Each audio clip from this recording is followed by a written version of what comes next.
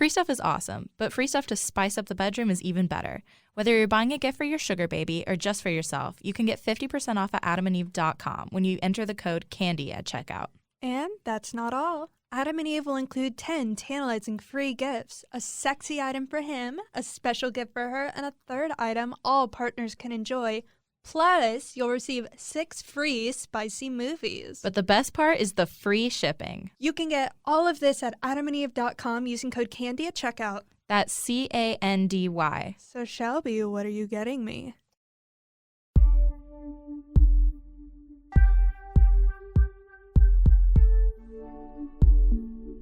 Candy Girl Podcast. Fuck me, daddy. Hey all you candy sluts and bubble butts, welcome back to another episode of Candy Girl. I'm one of your hosts, Emily.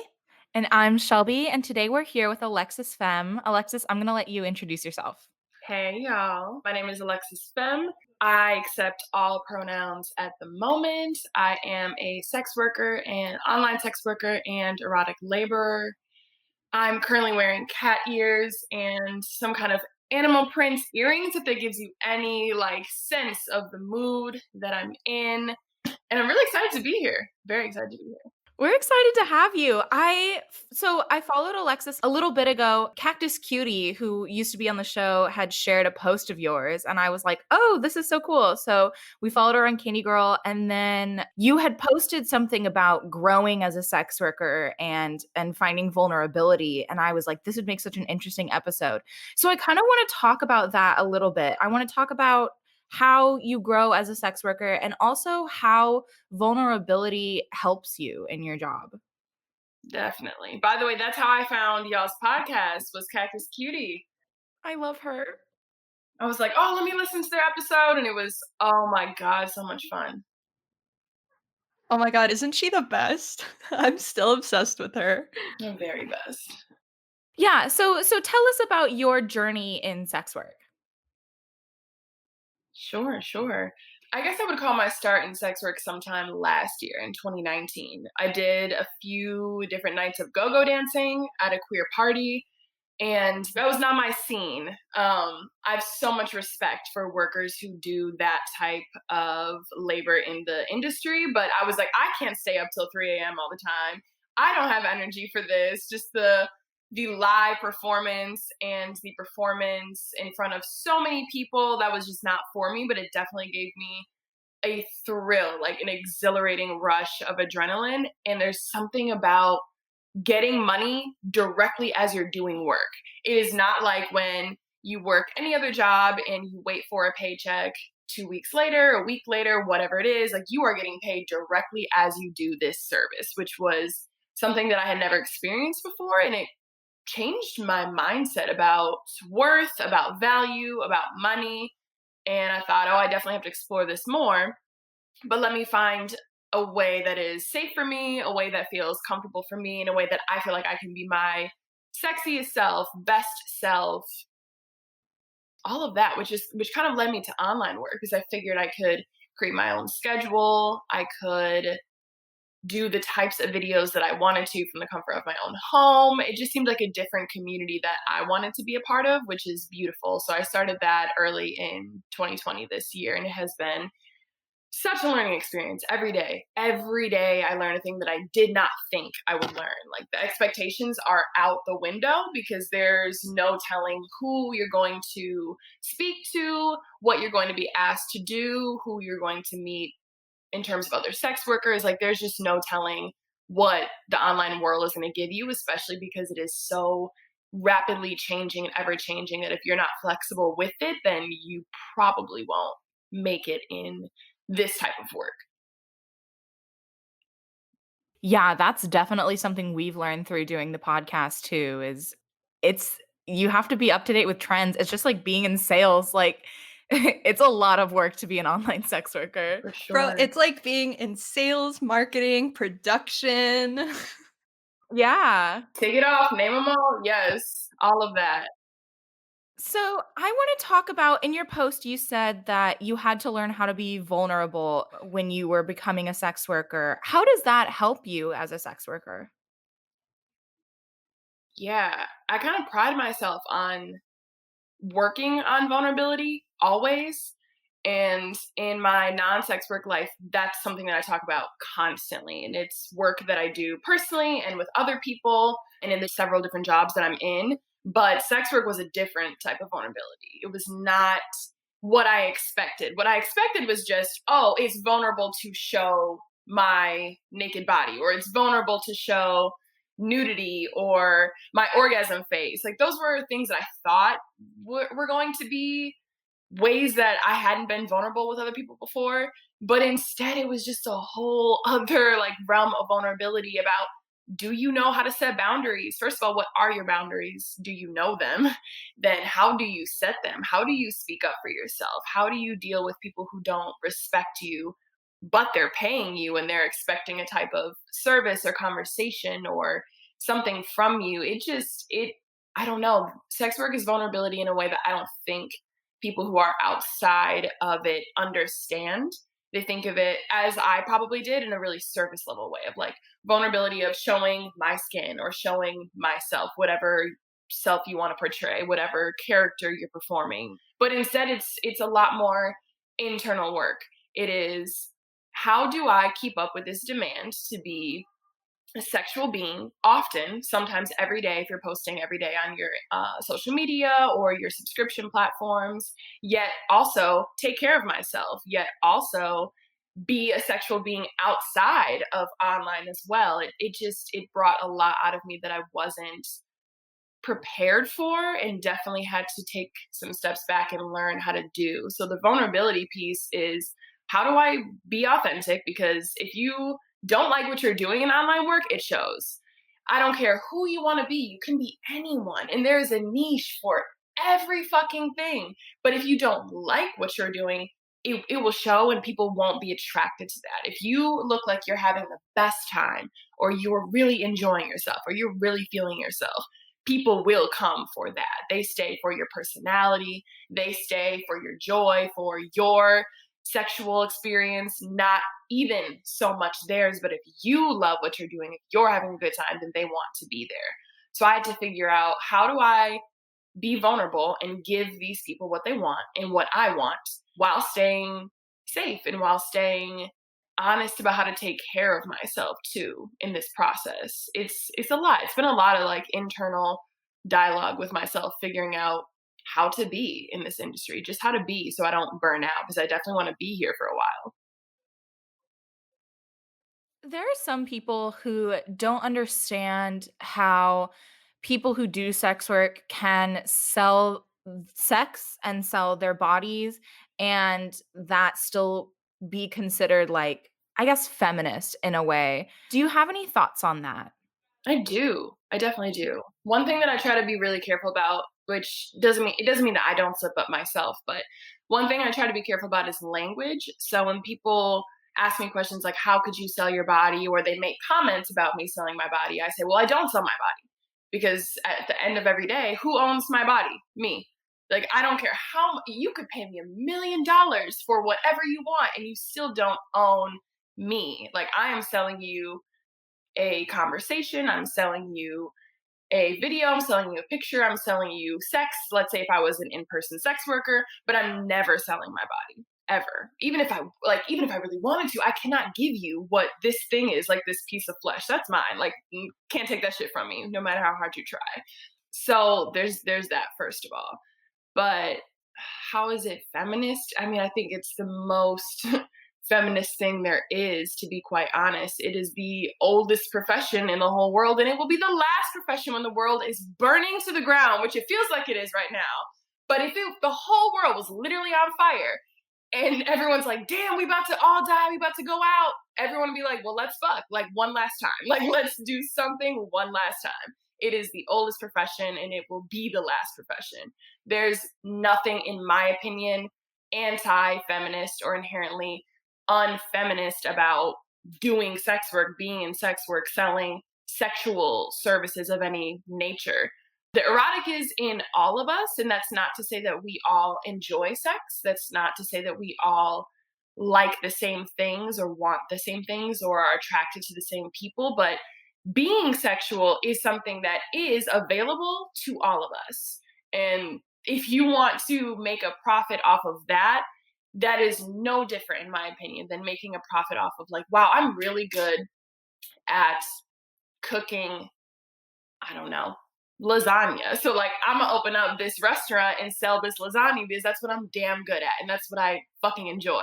That's the same as me being like, oh my God, you know what's so delicious? My pussy. So I'm gonna sell you images of this pussy and I will take it on a Polaroid and sign it for you and send it to you if you really want to for an extra charge. And that is the same as you selling lasagna. Like you be a bad bitch and sell your pasta, and I'm going to be a bad bitch and sell whatever it is I choose to sell that day. I think it is anti feminist, in my opinion, if you don't support people choosing, making a decision, or being in economic predicaments that force them to choose this line of work and make money that way. I mean, no one has to be a sex worker. No one. Like that's if you're like, you know what?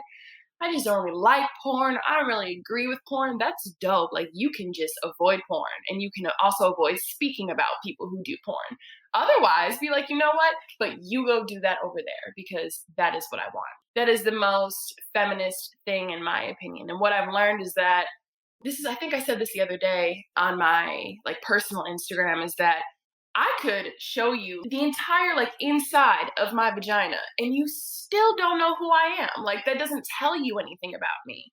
Like people really believe that sex workers just like, oh, they have no respect or like how could they show themselves like that? And that's what I've learned about vulnerability. Like speaking to your question from earlier, is that there's different types of vulnerability. So I can show you like my different parts of my body, but you don't know who I am. You don't know what I believe. You don't know what I'm really like in my everyday life in my home.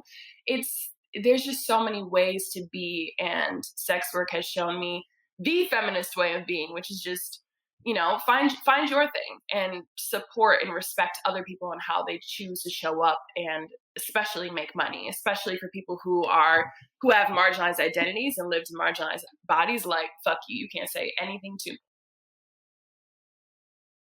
Yes.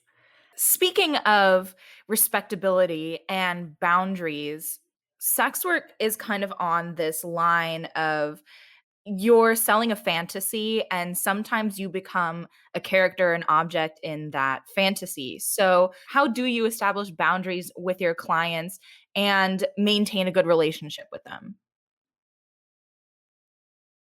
Sometimes you can't control if you have a good relationship with them. You can do your best to be really kind if unless that's not the type of sex worker that you are, right? Unless you're trying to be like degrading, but you can be really whatever it is that the client is asking for, and you can't really control how they respond to you or if they want more from you or if they want something different from you that you're not willing to offer. And I think I'm assuming like a lot of other sex workers when they start was very set on pleasing the people who were paying my rent. And then I realized, first of all, that's always going to make me bound to other people, which is not sustainable and not smart. And I stopped trying to please clients because I have to set the tone. Like when you come to my page, here's the rules you're going to read, here's the intro message that you receive from me, and we'll go from there. But if you stray from what I've already set up on this page, then you can leave.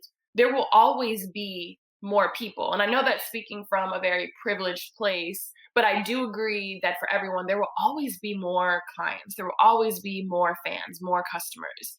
And I think if you keep yourself bound to what other people want from you, especially if you have a clientele of cis men, like that's going to send you down the wrong path. Like that's going to end up making you unhappy. Your boundaries are for you and your safety. And although that's going to upset people sometimes, I mean, I've been asked to do a lot of different things, and some of them I try and I actually end up loving. Some of them I try and end up hating and refuse to do again. And other things I'm like, I don't even want to try that. And they'll be like, oh, well, I'll double what you asked for. That's not going to make me do what I just said I wasn't going to do anymore. You didn't hear me the first time. But I think that comes from years of practicing saying what I want, which is not always easy. And that comes from speaking to other sex workers in the industry who are just not all, but some of them are so gracious and so kind. I know that also just comes from like my own spiritual beliefs and like keeps me grounded in like, nah, you have boundaries and you have to respect them, because if you don't respect them, why the fuck would other people respect them? Like you have to show them how to treat you. I feel like that took me many years of therapy to learn, but the boundaries conversation was definitely the number one thing that I've gotten out of therapy, out of life. I used to be afraid to say no to anything. Yeah. Yes. So I found it really hard to set boundaries, but once you're there, life is easy breezy, beautiful, kind of. So I kind of want to pivot and talk about erotica if you're down. I feel like a lot of women especially will be all like, "Porn is disgusting. I don't know how anyone could watch it. I would never watch porn," which cool, congratulations, I guess. But then 50 Shades of Grey comes out and it's like, "Oh, this is here to spice up my marriage. This is better in some way." So, could you talk a little bit about that? Yeah, wow. Well, I'm so glad that you brought that up, especially 50 Shades. That was labeled as like, the middle of America, white, suburban, like dream come true of everyone's like, oh my God, now we can have book club. Now we can have the dirty book club, the fun book club. And this is a series that I don't know. I mean, I think that series was accepted because of who was in it. I mean, it was two white, heterosexual, femme, able bodied people who were conventionally attractive for like the Western standard, and everyone's like, you know what, we can subscribe to that, like that we understand, that we can see ourselves in. So let's see how they get dirty, and then we won't push past that. Like this is now setting up what is acceptable for things to happen, quote, in the bedroom or like behind closed doors. I think erotica is, first of all, I think erotica is beautiful. I love to read it and I love to write it. And I think that it's an entry point for some people into the world of the erotic, potentially porn, because you don't have to look at anything yet. I think it's obvious when you're watching porn that this is sex. Like sex is happening in front of my eyes. Or if you were to go to a strip club, like this ass is shaking in my face, like it's happening right in front of me. But when you're reading things, I think it feels a little safer for people because you don't have to look at anyone doing this act, whatever it is. You probably really don't even think about the person who took the time to write the piece.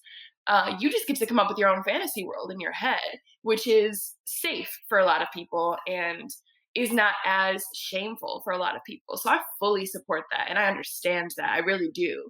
But I want to push people to go beyond erotica if they want to, that this respectable form of erotic is not it, and it doesn't mean that you are any less respectable if you choose to go beyond that and watch people have sex or ask people to do a live session with you if you're working with a sex worker, whatever that may be. 50 Shades and erotica is not the end all be all, and it's wonderful if that's what works for you, if that's what gets you off, if you enjoy reading that. But I don't think that it makes you any better or any less of a dirty person than the people who choose to watch what they want to see, or if they don't want to visualize on their own, they just want to see a scene. I think people have a big problem with porn, and I think people have a big problem with paying for porn and paying sex workers because it requires intimacy. It requires vulnerability. It does not matter if you are watching something live or if you personally know the person who's making the video, but you have to engage in a relationship with them if you're watching them do this really intimate thing. And I think the definition of relationship tends to be really limited and narrow. Relationship is just people, people that I see on the day to day, people at work or my best friend or a family member or a partner. But relationship means anyone that you have a relation with, which means if you've watched a video on Pornhub, you had a relationship even for those 7 minutes with those porn stars, with those sex workers, with those whatever they would want to be called. And I think people don't want to admit that they are being vulnerable in that moment. Like, you are watching someone naked, you're watching someone put things in parts of their bodies, and you may be naked and putting things in your body as you're watching this. Like, that's an intimate act between you and this person. Even if the sex worker never knows who you are and never knows that you watched what they watched, I just don't think people are comfortable with intimacy, period, like outside of sex. So that definitely does not translate to sex. So I think erotica is a safe zone for them. And going beyond that brings up things that people aren't ready for. People just come to sex because they're like, I just want sex and I just want fun. But there's always something more attached to sex. And that's a responsibility that I think needs to be honored, but people aren't really ready for most of the time.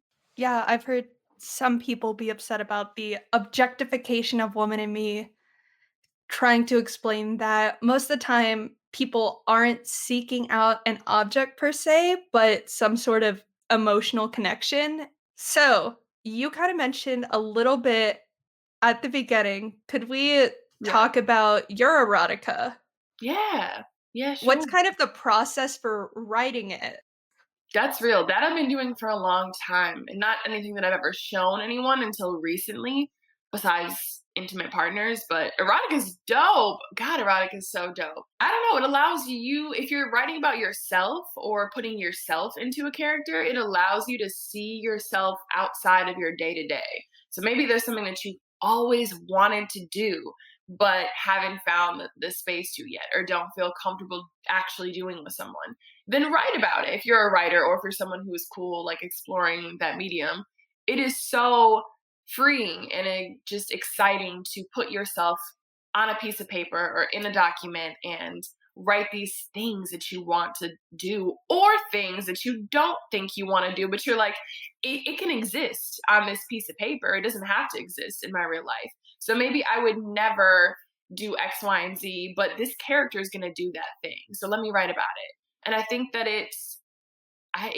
being sexual in a way that is often, I don't know, it's not seen as fun to write about sex than to have sex or watch sex, but that's also a place just for you to get in touch with yourself in a different way. Like, how would you write about touching yourself? Like, some people just do that act, but if you have to write about it, I mean, you really have to think like, what senses are happening? What am I smelling when I do that? What do I see when I do that? What does it feel like? I have to use really descriptive words to talk about what this part of my body feels like, or what my head feels like when I touch this part of my body. I mean, it's wild. I think writing is fucking wild. And I've been writing erotica, I don't know, for a few years. I couldn't really put a timestamp on it, but a few years. And I would just, it started just by sexting. I really enjoy sexting. I love it so much because I think sometimes I'm better at communicating through writing than speaking, especially about certain sex things that maybe I haven't done yet or I'm like testing out with someone. It's a safer place for me to just write it out and see what happens, see how they react, see how I react. So I would always sext people, but they would never be short. Like, I would always try to just be that person who like sends 2 lines, they send 2 lines, I send 2 lines, and we keep going. But I just can't. Like, I'm not that bitch. And I would send paragraph after paragraph after paragraph, which was welcome. Like, they enjoyed it. And then one day I was like, wait a minute. What I just wrote was a scene. Like, let me take that outside of the text message and put it into some notes and just make it more thorough, or develop some different character names, or add a setting or whatever it is. And that just triggered something in me. I was like, oh, I love writing about sex. I love writing and I love sex. So let's put them together. And I didn't actually publish any erotica like through OnlyFans or through any online work until I think it was this month, earlier this month, or maybe it was last month, was the first time that I put erotica online for my fans, which is cool. I didn't know how they would receive it because, interesting, like you said, you were like, yeah, women in erotica and what, 50 Shades of Grey, like people love to read that stuff. And my clientele is unfortunately 95% cis men. And I did not know what their relationship was to erotica. So I was like, you know what? I'm going to just stick to visual things because they seem to enjoy visual stimulation. So I actually read my erotica. So you could hear my words, you could see what I was doing, but you knew that I wrote this on a piece of paper. And that was cool, but I was like, fuck it, I'm gonna just start putting my words out. Like somebody will like it, or if I start advertising outside of OnlyFans that I'm writing erotica, maybe that will bring like a different audience to my page. But I think erotica is so is this a word? Explorative? Is that a word? If it's not a word, I think people get what I'm trying to say. Well, congrats on publishing erotica for the first time. That's so exciting. Do you feel like that people sometimes prefer erotica to porn because it's easier for them to project themselves onto a fictional character than a real person? Fully. Yeah. I definitely think so. And I think that unless there are really specific indicators of what a person looks like in the erotica, like if the writer or the author is describing hair texture or color or whatever, a lot of the erotica that I've read, just like a generic search online, doesn't have too many of those descriptions. So you definitely can place yourself in them. I think especially when you read authors that are of different backgrounds, they tend to give more descriptive words, especially if like they're a part of marginalized communities, because the standard for most people, even if you're not a white person, when you're reading something, is to automatically think of a white person, unless there is a description otherwise, because it is an unfortunate calculated thing that we all like, that is the standard, the assumption, and then when something is stated otherwise, then you know that it is this other thing. So I try to read things from marginalized perspectives because I want to see them and myself in writing. But yeah, I think for the most part, if you're reading some pretty generic descriptions of people, you can probably place yourself in anything. Even if this thing says, oh, redhead, but you're not a redhead, you have brown hair. I mean, you could just skip over that and definitely think about yourself in that scene if you want to be doing that thing or if you want that act done to you. I think you're probably right. That's what people enjoy most about reading versus watching. What a beautiful way to put it. So, I kind of want to talk about vulnerability a little more. So, I understand that you are a tall, hairy witch. Um, Thank you. Thank you. I actually, because of Cactus Cutie, like immediately after the interview with Cactus Cutie, Sure. grew out my own body hair for a while and really Yeah. I felt extremely vulnerable. There were times where I got self-conscious. Um, I am half Hispanic. My partner is Chinese, and I ended up in, like, the month that I grew out my armpit hair, I had more hair than him, and, like, I'm not gonna lie, I felt, like, pretty insecure. So how Yeah. did you have to learn how to love your own body hair? What was that process like? Yeah, definitely. Thanks for bringing that up. Sometimes I forget to bring it up because it's been so many years since I started growing it out and like stopped shaving that I forget that it is a thing on my body that is not always present on other people's bodies. But that was maybe like 2015 or so. 2015, 2016. Yeah, I'd say so. Then one day I don't know, I was just like, I don't know why I'm doing this anymore. I don't enjoy it. It takes a lot of time. It's money that I don't need to spend, even if it's just a small amount. It's money I don't need to spend. And I'm always curious, what does it look like? Like, what is mine gonna look like? Is it gonna be the exact same texture as what's on my head? Like, how long can it get? Like, let's push these limits. And my partner at the time was super supportive, super cool, which was helpful because I know that that's not everyone's experience. But I had a lot of pushback from family members. Oh my God, people were upset. People were so upset and so offended by something that was literally not happening to them. But people do tend to think that your body is happening to them. And specifically, my parents were really upset about it, which upset me. Parents tend to have this weird ownership sometimes over their children. Like they made you, they created you and produced you, so then they want to then see you in a certain light.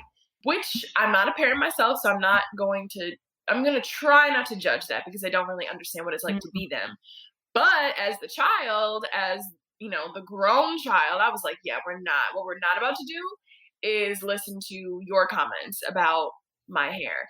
And one day I don't know what I was, I think I was taking selfies. I was taking selfies, and my dad comes into the room and just stops because I don't think he had seen my armpit hair at the time. And it was like, I mean, at its peak length. And he was, oh, the look on his face. I wish I could recreate the look on his face. I was like, okay. So I internally like geared up, put on my suit, put on Oof. my armor. I was ready to be like, here we go. We about to fight for real. And he didn't say anything at first. He just sat on a different couch, and I just continued doing what I was doing.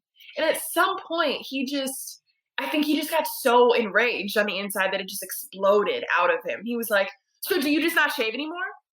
And I was like, oh, okay. Way to be bold, way to be blunt. Yeah, let's talk about it. No, I don't shave anymore. And I was, because I didn't, if I don't explain, maybe he won't ask any further questions. But he did. He was like, well, don't you think that's unsanitary? And I said, do you have hair under your armpits? And he didn't say anything. I was like, so if you have hair there, what is the issue with me having hair there? Well, I mean, you could at least trim it a little, is what he said. I was like, well, because he was like, well, I trim mine. Like, I trim mine. Like, you could at least trim yours a little. I was like, well, first of all, sometimes I do trim it. It gets hot in the summer. Sometimes I trim it. But if I didn't, that would also be okay. What is the difference between me having hair here and you having hair here? It grows out of my body. I didn't ask for it. I don't really know what the purpose is besides keeping me warm in certain temperatures and climates. Like, we both got body hair. And he was like, well, I just don't understand it. I was like, well, you don't have to understand it. Like, it's not for you. It's not to be understood. I've never had to sit here and understand your body hair. So I don't even know, like, I could sit here and explain myself, or I could sit here and have this whole conversation with you, but I'm not trying to make you feel better about my choice. Like, that's a choice, and there's nothing wrong with shaving it. I don't shame people who shave or who trim or who do waxing or whatever it is, but no one's ever had to argue or justify or stand up for the hair growing out of your body. So I think it's a little insulting that I have to do that. He was like, well, do you honestly think people will like that? I don't know. I don't know, and I don't really care. And if they don't like it, then it's probably someone that I shouldn't have around anyway. And I remember my mom made a comment, oh my God, that was this year. That was this year. Which she's seen my body hair in all of its light at this point, and she hates it. She thinks it's very unfeminine and just very, I don't know, gross in her opinion. But she saw my feet.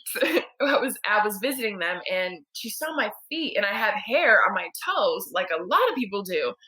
And I think I asked her to like paint my toes, and she said, well, you're gonna have to take care of that first. I was like, lady, are you not going to paint my toes for me like you've been doing my whole life because I have hair on my toes? She was like, can we just not get into this? Like, can we not do this right now? Can we not? I'm like, I didn't say a thing. You brought this conversation up. Never mind. You don't have I will can I go in your room, get this nail polish? I will do it myself. Like, I don't need you to do it. I just thought we could have our little bonding moment. But you have a problem with how my feet look. And she was like, well, it would just look so much better if you just like took care of just like a little of it. I was like, I'm just not here to make you feel comfortable though. I'm not. Like, I'm here to make me feel comfortable. And whatever you feel about it, like, you're gonna have to deal with that on your own. But man, those comments come 5 years ago and to this day. And it's something that I don't think about, like I said, anymore, but other people are obviously still thinking about it, which is wild. Oh, I remember when I grew out my armpit hair and I would FaceTime my dad and I was wearing a tank top, I would, like, put the camera directly below my armpit hair, and he was like, "Ew, baby, don't show me that. That's so like, I'm your dad. I don't need to see that," as if my armpit were some, like, I don't know, He really did not like it, and then my stepmom loved it. She thought it was hilarious. She would be laughing in the background. She's like, "You have body hair." She's like, "I don't shave sometimes." Yes. I love that you put the camera directly there. You weren't even like, "Oh, I'm just doing something, my arm goes up." You're like, "Look at this thing." I remember even when I was growing on my there were just so many small questions that I never thought I'd have beforehand. Like, I remember meshing Cactus Cutie, "What kind of deodorant do you use?" Because I didn't like the way that, I have very dark hair. When I would use a white stick of deodorant, it Yeah. would make that hair white. I didn't like it, but I also didn't like the aerosol sprays because it felt like it got everywhere, so I was like, "What do I Mhm. do?" Right. Yeah, you gotta think about deodorant differently. So, I mean, I guess it may affect some people and, like, what they wear, like, if it I don't know, just certain outfits you've never, like, thought about this thing before because it's always been bare, and so some people want it to show, some people don't, some people, like, don't like how their hair rubs up against certain things. Yeah, I guess there's, things to think about that you don't have to think about before if you're part of the shave club. I got not, significant amount of extra attention, but, a weird amount of extra attention. Like, I would go on runs. I would just be in a sports bra, and I remember one time there was this very drunk woman at a bar I ran by who was like, "Yes, you go, girl. You're so brave. I could never." And I'm like, "Actually, your body can." Yeah. Did you know? Did you know? I So love the comments of "I could never." That comes up so often about so many things. Just a lot of things I've done in life, it gets a reaction out of people, and then the comment is followed, "I could never." And I always respond, "I didn't ask you to." First of all, I wasn't doing whatever we're speaking about for attention or for you. It's fine that we're talking about it, but like I didn't ask you to do it.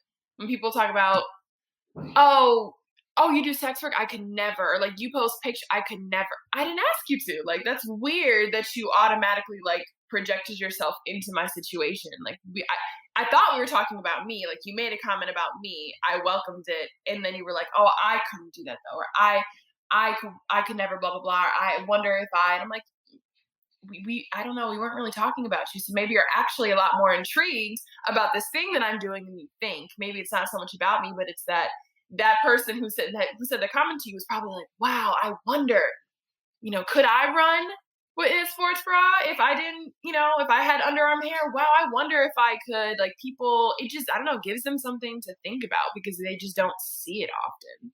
we are in No Shave November. What Mm. deodorant do you use? Oh my god, what do I use? I've used so many though. And the thing is, I even if I like a deodorant, I tend to switch it up anyway. The same way that I just do with like shampoo or anything. I feel I don't this could be a myth. Please don't take this as fact. I'm no scientist, but I feel like your body may get used to something. So I like to just be like skr skr. Like as soon as I feel like my body's getting used to something, I switch it up and you just keep it interesting. I've tried Schmidt's before. Schmidt's is pretty decent for me. I've tried like rock crystal deodorant. Didn't really like that much. I also don't like sprays, but I cannot think of the brands that I am using right now. I think I got it from Whole Foods. I'm sure it's also in like other grocery stores, but yeah, I don't know. But they don't all, it's not like a blanket thing. Like if I was like, I love this one, every person that has underarm hair is not gonna love it, which is what I realized. I was listening to other people's recommendations at first. Oh my god, I love this brand. I love Old Spice. I love this, and I would try it and realize, oh well, I have different hormones than them. I have different hair than them. Like my body's gonna react differently to this thing. So my suggestion, if you're looking for one, is to try three different ones, but you at least have to give them like 2 to 3 weeks each because your body, especially if you're going from a deodorant that has aluminum in it to deodorant that does not have aluminum in it, which like your choice, whichever one you're going to use, then your body definitely has to like get used to this new like formula, whatever you're using, and give it time. But in different times of your life too, I think you're going to need different things. Like, I don't know, maybe you're stressed a lot, maybe you sweat a lot, maybe it's cold now and you don't sweat as much. I think different deodorants, different seasons, and I'd be like, "Ooh, that's a new scent. Let me try this new one." So deodorant is fun to me, to be honest. It's really fun.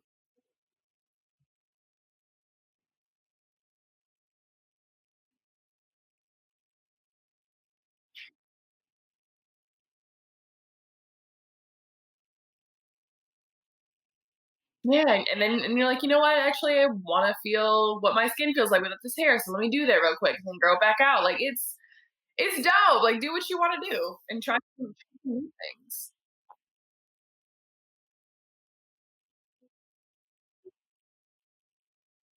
Mhm.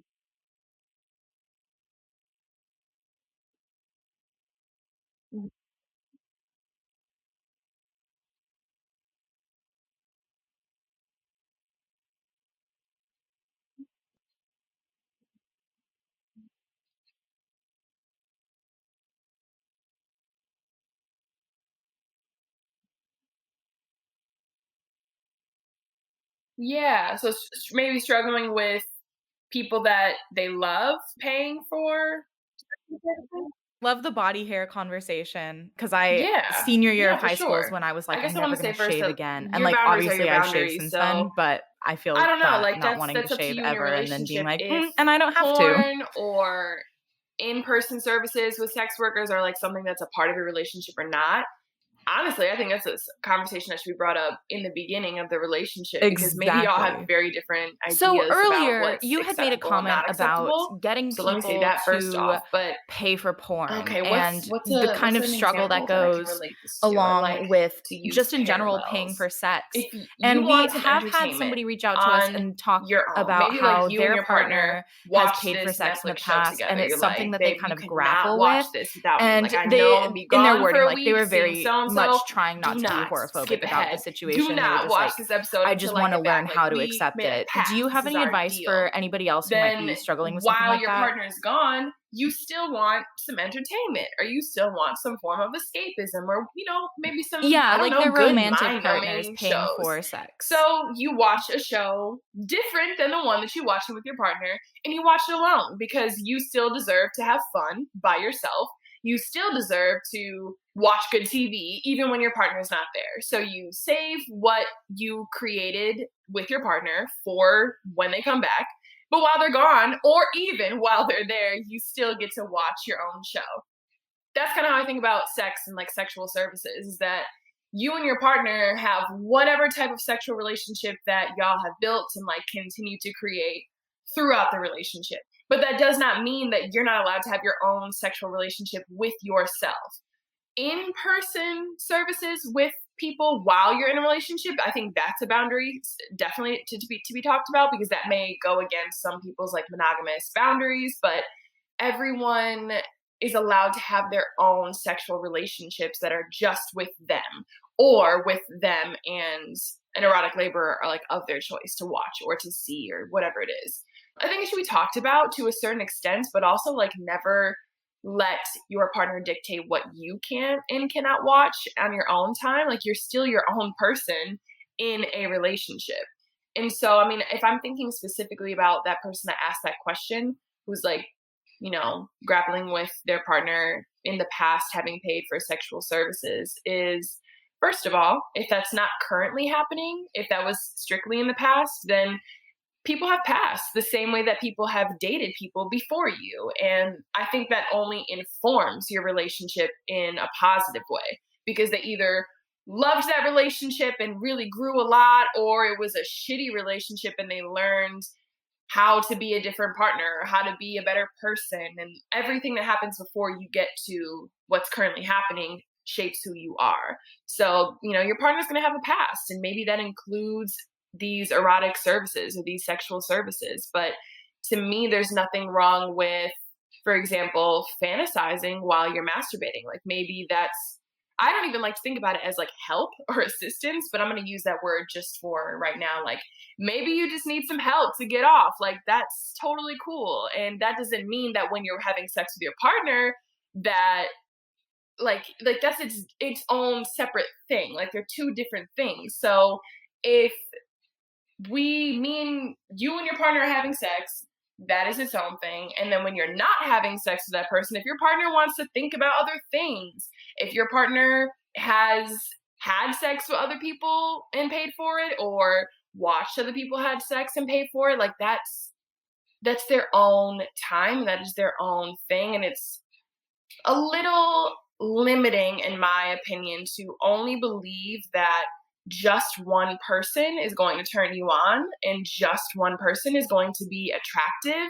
Just one person is going to get you off. Like, I mean, to be honest, even like having sex with partners or just, intimate people in my life, I still sometimes think about other things, other situations, other settings, other people while having sex, as I'm sure they do. It doesn't mean that you're not having sex with the person that you're currently having sex with. I just think there's a lot of things that are sexual in life to us. And I wish that people would do some work on their own or with important people in their lives to just open that up a little bit. And I say that with like a disclaimer because I do know like some monogamous people have really like tight boundaries. And so I'm not pushing people to be anything other than that. But just know that like sex is everywhere, to be honest. Like there are ecosexual people who really fuck with plants and really fuck with that grass, and the grass turns them on or like helps them be sexual. Like there's a lot of things in life that can be sexual in nature or sensual in nature, or like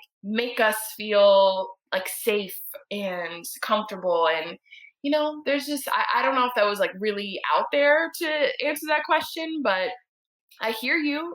Also, like, and I feel you if that makes you feel uncomfortable, or I don't know, whatever emotion that is, that's a valid thing. And then I would push you a little further to be like, okay, and like how can we work with that? Because I don't think that's going anywhere. People are going to continue to think other people are attractive and watch porn or read erotica. That's just a part of a lot of people's lives. So this kind of just popped into my head as you were talking, because I feel like disproportionately women are the ones that are more worried about their male partners consuming porn or paying for sex in any medium. Do you think it's because women are brought up to kind of live in the male gaze and fulfill this male fantasy, and so when they aren't the only object of their Mm. partner's affection, they're kind of like, Whoa. well, what am I Yeah, then? that part right there. And also, I mean, if we're speaking about this in like binary terms of like a woman, and then if we're also speaking about heterosexual relationships, which is these things come up in queer relationships too, but I definitely understand what you're saying. If there is like something to the dynamic of if there are two partners and one of them is a woman and one of them is a man, like there's definitely specific types of expectations there, and there's specific types of pressures there that like this woman identified person would potentially experience. I think that's because there is learned behavior of competition between like femme people. So if other like femme people are grabbing his attention, like whether it's in real life, like just like on the street, at work, or if it's grabbing his attention as in like online, watching porn or whatever it may be, then it traditionally feels like, oh, I'm not satisfying my partner then. Like if he's thinking about other people, if he is turned on by other people or situations outside of me, that I'm not doing my job in this relationship. I'm supposed to bring all of that. I'm supposed to keep that flame there and keep like the light shining on me. Like I am the thing that is like sexual, and that's it. So I think there's a lot of competition between like femme people. Like I got to be the best thing in the room. I have to be the sexiest thing in the room. I have to be the most captivating thing to my partner and keep that attention all the time, which, damn, that's a lot of pressure. It's a lot of work if you feel like you're supposed to keep your partner's undivided attention all of the time in all scenarios and like put that responsibility on you. Man, that's a big weight to carry. First of all, attraction is not just you, like it's the other person. So I would also be like, it's not just on you to keep someone's attention or attraction, like they also have to do work as well. So I think it's the competition factor, and then a lot of what you said, just traditional expectations of like women in heterosexual relationships or relationships that have that dynamic. It's very unrealistic. And I think it's very unfair, like the weight of that. I don't think that men carry that same weight and that same anxiety of like, oh my God, I have to be the only thing that she thinks about. I have to be the only thing that makes her feel sexual. And I don't know, like that comes from, just the learned gender roles and the learned gender behaviors and expressions that like women and femme people have to endure, which is fucked up. But man, that's a lot of pressure. And I'm thinking about it because I haven't been in that type of relationship in a long time, but I remember how that felt. Like I definitely felt like that often where I was like, oh, like I feel like him straying, like let me do more because it's my job to blah, blah, blah. And man, wow. No. No to that. Just a big no to that. Yeah, I feel like that's something a lot of people have to unlearn as they get older and get into more serious relationships. If their ultimate goal is marriage, is like, well, don't want to live like this forever. That would Yeah. suck. Like, man, that would be a lot of years to have to keep up with that and to just continue to expect yourself to always be doing something as if you're not a person with other wants and needs and a life. And also, like, you're not going to change and your partner's not going to change. I mean, that's an expectation that I really hope continues to be shed away as people just learn more, read more, have more access to different types of like knowledge through the internet, things like Absolutely. Well, we are coming up to time, but this was such an insightful interview. And Alexis, you are that. so well spoken. Like, I texted Emily and I was like, this episode's going to be so easy to edit because you barely use filler words. Like, you just know exactly what you're going to say. So, Appreciate that. yeah, And y'all ask, I really appreciate the questions that you ask and like where you take the conversation and also being present and being like, oh, maybe we want to talk about this thing, but actually now I'm thinking about this or now I've been reminded of this. That's why I absolutely adore podcasts and I'm so glad that they have like the recognition and the light that they are right now. Like podcasts are the shit. Oh, yeah, agreed. So, if our listeners want to find you, where can they look? Yes. You should find me on Twitter and Instagram. Twitter is Alexis Femme and Instagram is Alexis Femme 6. Because somebody already took my name. I was like, oh, how rude, disrespectful. Put that 6 at the end of my name. So that's where you can find me for the free, but I always love tips. And you can find my Cash App and all that other information in the bio. But like if you're interested in other, I don't know, vulnerable ways of like having relations with me, then you can find me on OnlyFans/Alexis Femme, the tall, hairy witch. Which damn did not even understand that like hair was such a fetish and kink the way that it is when I started. But here we are. Here we are. Oh, yeah, the sex work world really enlightens you on so many things. It really does. It really does. Well, if you want to find Alexis's episode when it comes out, you can check Spotify or Apple Podcasts, but you should go to our website, candygirlpodcast.com. You'll find all of our old episodes, plus our social media, and anything else that you might need from our podcast. Thank you guys so much for listening, and we will hear from you next Friday.